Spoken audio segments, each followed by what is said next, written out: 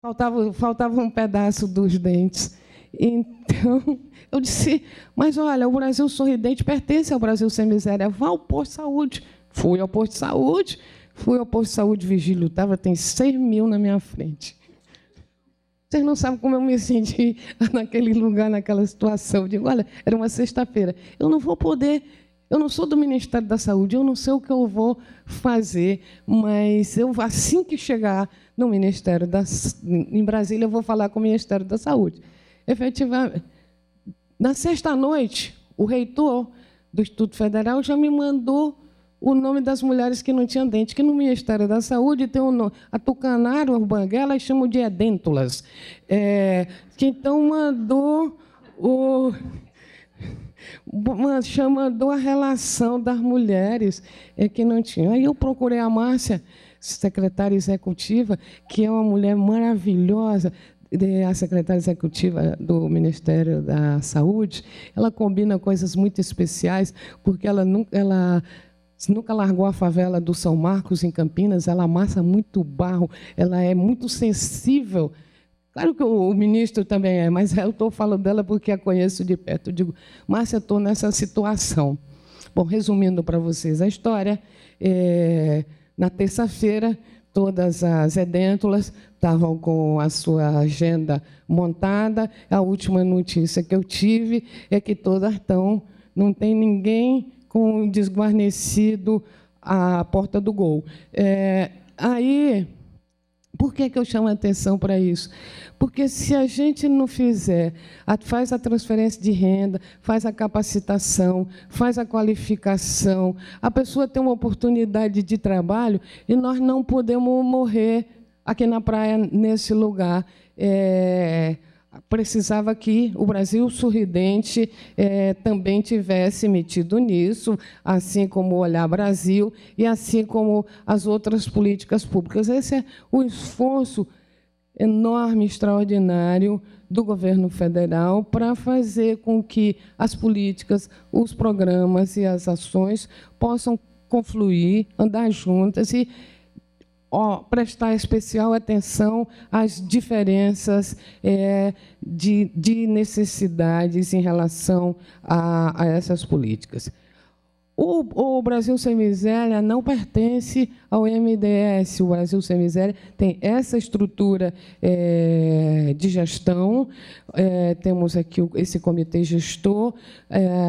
No governo federal falamos muito por siglas. Então, CC quer dizer Casa Civil, MF quer dizer Ministério da Fazenda, MPOG quer dizer Ministério do Planejamento, Orçamento e Gestão, e MDS é o Desenvolvimento Social. Esses são todos os ministérios aqui envolvidos, e tem mais que isso, porque sempre tivemos um ouvido especial às questões postas pelos outros ministérios. A ministra Luísa Barro nos chamava a atenção para o fato de que eu tenho quase 71% dos brasileiros em extrema pobreza, pobre, e deu muitas contribuições, inclusive para treinamento. A ministra Ireni das Mulheres também deu contribuições relevantes. E, além disso, tivemos o cuidado com a Secretaria-Geral da Presidência da República, que dirige um dos eixos importantes do programa, que chama-se do Plano de Governo da Presidenta Dilma, que chama Direitos e Cidadania. Fizemos mais de 18 diálogos com a sociedade, e isso envolveu desde a Confederação Nacional da Indústria do Comércio, as organizações sindicais, as organizações do campo, as organizações religiosas, porque todos tinham muito o que dizer e muito o que aportar ao plano. Aqui eu queria mostrar algo mais simples, que não é muito relevante para isso, desculpem, está superado. O seguinte era como ele será monitorado, qual é o sistema de monitoramento. E, no terceiro e último lugar, eu queria dizer que nós temos pactuado com os governos dos estados. O Brasil, como um país federativo, não tem nenhuma política pública que se transforme numa política nacional se nós não tivermos os estados e os municípios envolvidos. E nós temos pactuado com todos. A presidenta Dilma e a ministra Tereza Campelo e outros ministros assinaram aquilo que ficou conhecido como o Pacto do Nordeste, que foi em Arapiraca, que envolveu não só governos dos 9 estados do Nordeste e o governo federal, mas também setores da sociedade, porque tivemos a ministra tem uma pactuação com a associação, com a rede de supermercados. Eles lá fizeram compras importantes, 12 toneladas de farinha de mandioca da região por semana. O Pão de Açúcar comprou laranjas de Sergipe, comprou doces da Bahia, ampliando os mercados.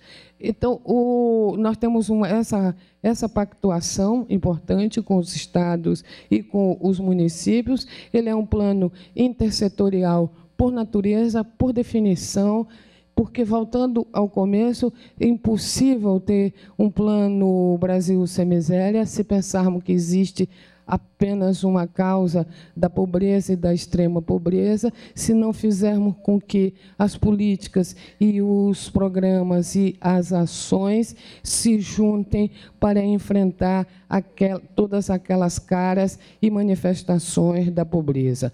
O SEBRAE, como vocês bem sabem, tem... Vocês são do SEBRAE, vocês sabem melhor do que eu.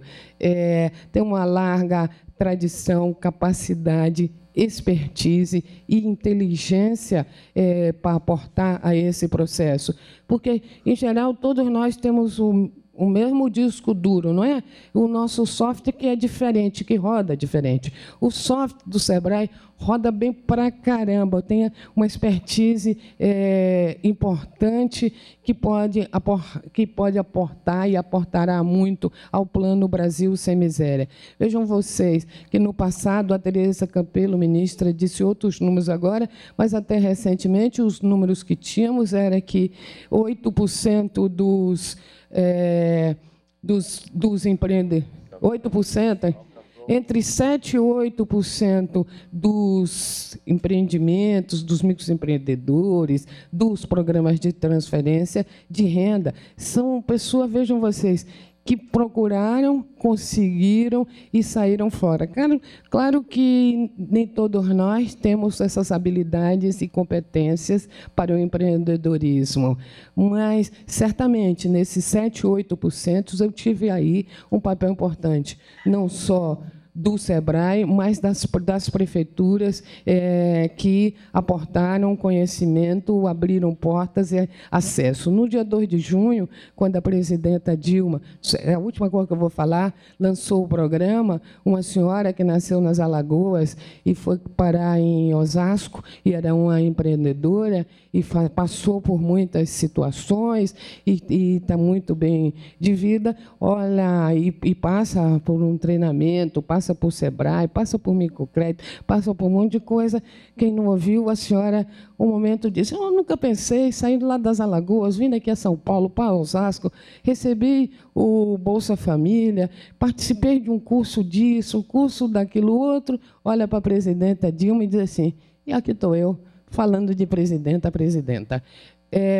Essas são as possibilidades abertas a essas pessoas. Eu tenho certeza que, em 2014, nós nos colocaremos novos desafios. Quem sabe seja o tema dos que nós estamos ficando mais velhos e vamos ter que pensar outra coisa para essa população.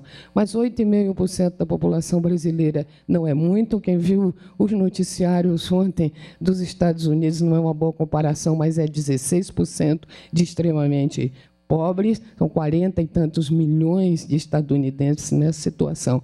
O Brasil vai bem, as pessoas, nós podemos ajudar as pessoas para que agarrem com as duas mãos essas oportunidades, e ter o SEBRAE, com a sua história, com a sua expertise, para promover a cidadania no Brasil, é um bem inestimável. Obrigada.